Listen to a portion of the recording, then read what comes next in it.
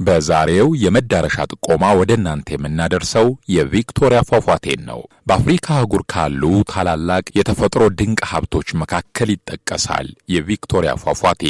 ፏፏቴው የዛምቤዚ ወንዝ በዚምባብዌና በዛምቢያ ድንበር ላይ ሲደርስ በድንገት ወደ ጥልቅ ገደል ቁልቁል በመወርወር የሚፈጥረው አስደናቂ የተፈጥሮ ክስተት ነው። ይህ ስፍራ ከመታወቁ በፊት በአካባቢው ይኖሩ የነበሩ የኮሎሎ ጎሳዎች ሞሲ ኦአቱኒያ ይሉት ነበር። ትርጉሙም የሚያስገመግመው ጭስ ማለት ነው። እንደ አውሮፓውያን አቆጣጠር በ1855 ዝነኛው ስኮትላንዳዊ አሳሽና ሚስዮናዊ ዴቪድ ሊቪንግስተን ፏፏቴውን የተመለከተ የመጀመሪያው አውሮፓዊ አሳሽ ሆነ። ሊቪንግስተን በወቅቱ በነበረው ከፍተኛ መደነቅ የተነሳ ለሀገሩ ንግሥት መታሰቢያ ይሆን ዘንድ ስፍራውን ቪክቶሪያ ሲል ሰየመው። በአሁኑ ወቅት ስፍራው ሁለቱንም ስሞች ቪክቶሪያና ሞሲ ኦአቱኒያ በጋራ ይዞ ይገኛል። በከፍታውም ሆነ በስፋቱ በአህጉሪቱ ተወዳዳሪ የለውም። ፏፏቴው በስፋቱ 1708 ሜትር ይለካል። በከፍታ ደግሞ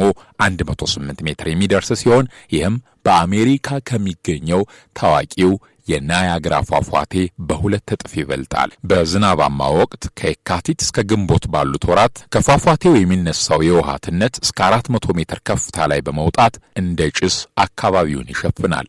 በዚህ ወቅት በጨረቃ ብርሃን የሚፈጠረው ልዩ ብርሃን የስፍራው ልዩ መስህብ ነው። ቱሪስቶች በውሃው ፍንጥቅጣቂ እየረጠቡ ፏፏቴውን በቅርበት በመመልከት የመዝናኛ ጊዜያቸውን ያሳልፋሉ። በደረቃማ ወቅት በተለይም ከመስከረም እስከ ታህሳስ ባሉት ወራት ግን የውሃው መጠን በእጅጉ እንደሚቀንስ መረጃዎች ያመለክታሉ።